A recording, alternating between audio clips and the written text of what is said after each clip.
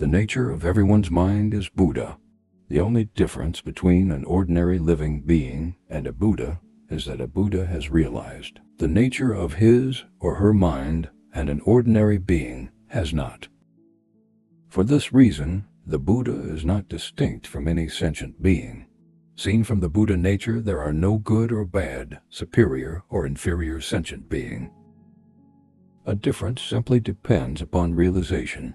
A Buddha has realized the nature of his or her mind. An ordinary being has not.